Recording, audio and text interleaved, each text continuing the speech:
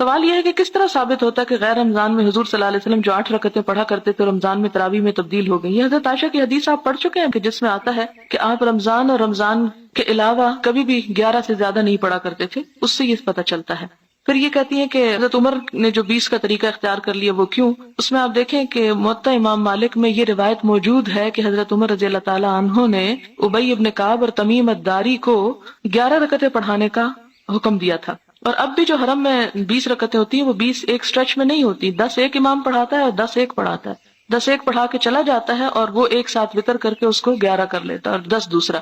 اب پیچھے اگر کوئی نفل کی نیت سے قرآن سننے کی نیت سے 20 پڑھ لیتا ہے، اور ایون 20 کے بعد آپ دیکھیں کہ رمضان کے دنوں میں وہ رات کو پھر دوبارہ شروع کرتے ہیں اور وہ ساری رات ہی اگر کوئی قیام کرتا ہے تو اس میں حرج نہیں ہے۔ آپ اس نقطے کو سمجھنے کی کوشش کریں کہ ایک ہے حضور صلی اللہ علیہ وسلم کا طرز عمل اور ایک ہے آپ کی طرف سے اجازت کہ جو جتنا بھی اس میں پڑھ لے۔ اور میں نے اس وقت جب تراویح کی بات کی تو یہ بات آپ سے کی تھی کہ 40 تک کی بھی تعداد ملتی ہے، تو یہ کہ نوافل پہ کوئی قید نہیں ہے۔ لیکن اگر کوئی یہ کہے کہ میں 40 اس لیے پڑھ رہا ہوں کہ نبی صلی اللہ علیہ وسلم نے 40 پڑھی، تو یہ بات درست نہیں ہے۔ آپ صلی اللہ علیہ وسلم نے لوگوں سے کہا تھا کہ بلال کی اذان پر سحری کھانا نہ چھوڑیں، کیونکہ یہ تہجد کی اذان تھی۔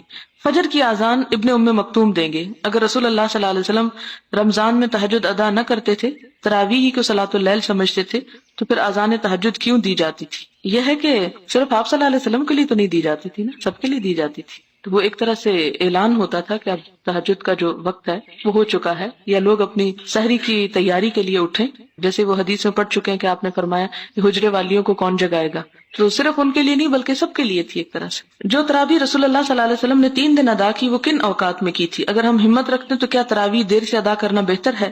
سنن ابو داؤد کی ایک روایت ہے جس میں پتہ چلتا ہے کہ ان 3 دنوں میں آپ نے پہلے دن رات کے پہلے حصے میں پڑھائی، دوسرے دن آدھی رات اور تیسرے دن تیسرے حصے میں، یہاں تک کہ صحابہ کرام کہتے ہیں کہ ہمیں یہ ڈر لگا آخری دن کہ ہماری سحری کا وقت گزر جائے گا، یعنی اتنا اینڈ تک گئے۔ آپ یوں سمجھے کہ جیسے ہمارے ہاں آج کل اگر 5:40 پہ سحری بند ہو رہی ہے تو آپ نے جیسے 5:15 تک مثال کے طور پر، یعنی بہت تاخیر کر دیا آپ نے۔